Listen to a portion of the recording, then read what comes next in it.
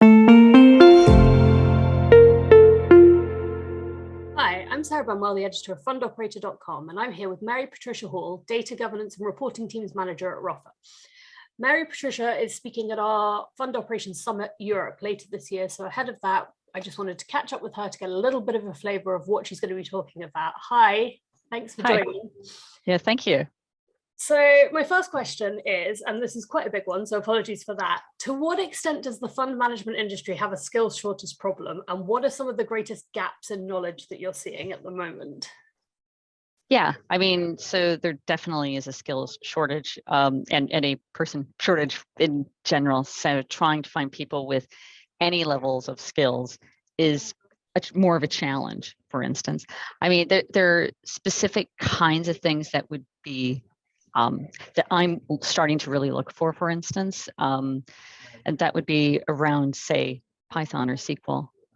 Basically kind of bringing in that more data ops aspect to things, which is, I guess you could call it like self-automating within a team rather than being dependent for smaller kinds of things on like IT, because IT is also having a skill shortage as well. So trying to get really good devs and in particular BAs, very, very difficult for them. So it's like, okay, how do I actually handle this with a general skill shortage? And actually it's like, well, let me go find these other skills, which are also clearly in shortage, but then you go, right, how do I deal with that? And it's like, you have to change a lot in order to deal with all these kinds of shortages of good performance people, because I have a performance team under me, shortages of data governance people with really good experience around novel problems and how to go from A to Z without too much guidance, for instance. So it's all these kinds of multiple skills, which aren't always easy anyway in the best of times to find, but then it's become quite a challenge to find. And I'm not saying you have to have everything perfect within the person, but it's even like 50% of what you're looking for. And that just seems like a general thing. So I'm handling it by trying to do a bit of self-automation, which you can find those kinds of people sometimes a bit more. That makes sense. And what do you think is causing some of these skills gaps, knowledges, and what do you see as the biggest challenges when it comes to kind of overcoming them? Possibly an unpopular answer will be partly Brexit. We do not have the number of people here that we used to, so the pool is just smaller to start with. I think that people aren't necessarily in finance anyway, gravitating towards finance. They might be doing more like startups and other things. So if you want to bring in kind of the bright young thing, it can be difficult. They also cost a lot more as well. And I think getting that through, say, your HR, that, hey, if I want to get this kind of person, it's actually cost more. And that's before even the inflation started really biting. That was actually quite a big challenge. So I think having a smaller pool of people and then having, and the other thing as well is I don't think we've been as good over, say, the past 10 years in bringing up juniors as well. And some of that is the impact, and I kind of knew this would happen. It's the impact of offshoring some of the stuff that you're doing. So what used to happen prior to, say, 2007-ish or so, is that you'd bring in these kids and they would know nothing, and then you'd teach them how to do very basic things, and then they would progress over time. And so then they would become the managers and they would become these other things. But so some of that, it just isn't happening as much. So you're now at the point where if you're looking for, say, mid-level or a senior or something like that, it actually becomes quite a challenge. And since we don't have as many of those junior roles to kind of build them up, then it's kind of, you have to struggle to get the junior roles. You have to try and desperately get those filled, but then you still don't have the kind of medium and senior kind of people to guide them on top of it. So the thing is, it's like all these different kinds of impacts and choices over, say, the past decade or so that are coming to bite. And that, again, this is my opinion. This isn't Ruffer's. This isn't anybody else's, but that's what I see. That makes sense, and leads me quite nicely into my next question, which is, what role does or can upskilling play in addressing some of these issues? And do you think we can use upskilling to solve the problem without recruiting new talent? I think up to a point. So actually, I'm trying to do this very thing within my team.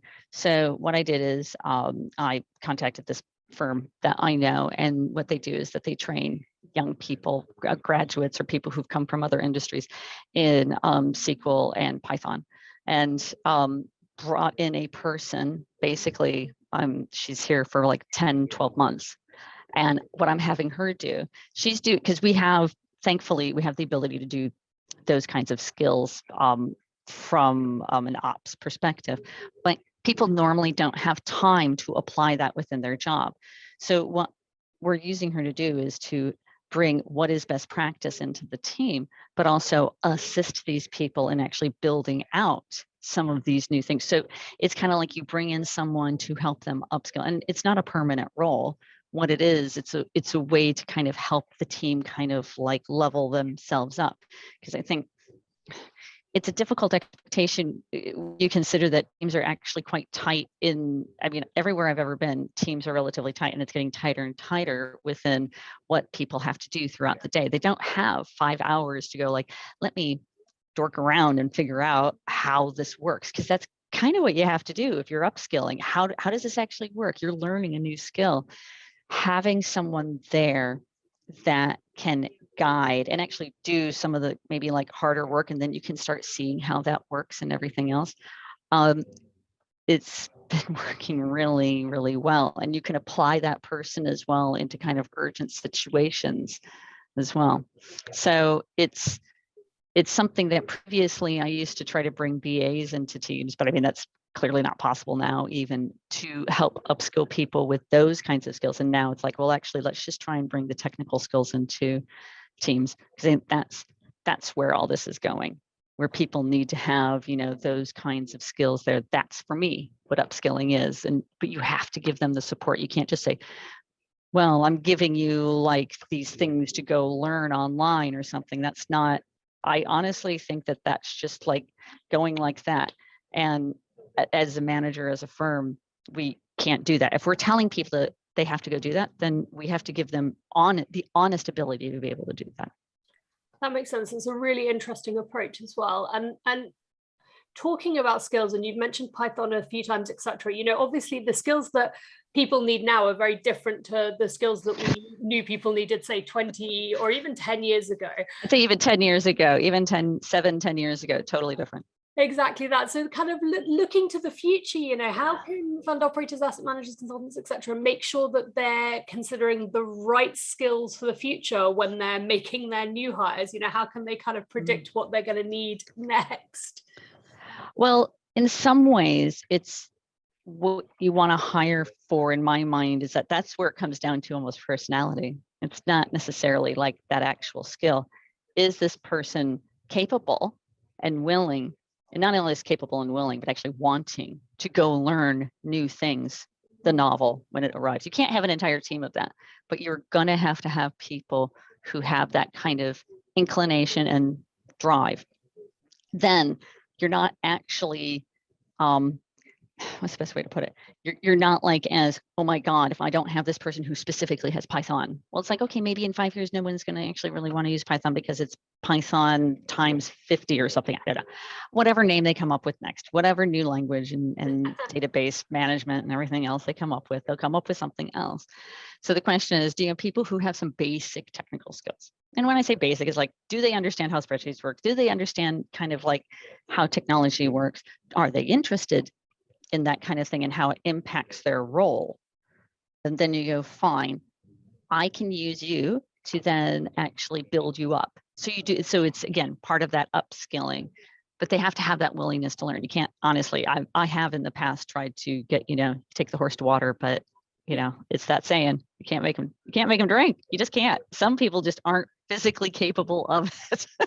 You need some of those people on your teams, by the way, because you want people just to kind of run things through, right? If you're in a productive environment and you have time scales and everything, fine, you do need some, but you want to get a couple where you're just like, okay, when the next big thing comes up, are they going to come to you and be like, I have to learn this? That's what you need to be looking for, is this person who's searching around, thinking about these things, really super interested. You guide them, you help them, you give them that support. Then you don't have to exactly worry to be like, oh my God, I didn't hire the exact right person. It's like, well, it's okay. Like if they know Python now, they can likely learn something else later if they need to. That kind of thing. Makes perfect sense to me. So obviously we'll be discussing this issue in more depth, as well as a whole load of other fund operations issues at our conference later this year. I can't wait to hear more from you and all of our other speakers. And thank you for joining me. Thank you.